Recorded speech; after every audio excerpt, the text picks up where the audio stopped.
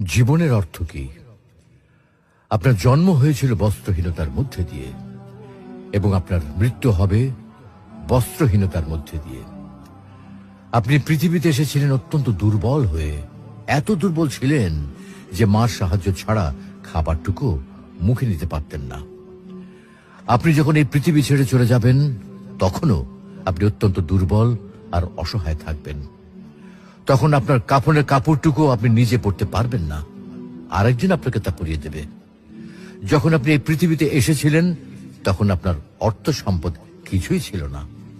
যখন আপনি এই পৃথিবী ছেড়ে চলে যাবেন, তখনও আপনার অর্থ সম্পদ কিছুই থাকবে না। আপনাকে প্রথম গোসল যেমন অন্য কেউ দিয়েছিল, তেমনি আপনার শেষ গোসলও অন্য কেউ দেবে। আপনি যেমন পৃথিবীতে একা এসেছিলেন, ঠিক তেমনি ভাবে আপনাকে পৃথিবী থেকে একাই চলে যেতে হবে। আপনার সঙ্গে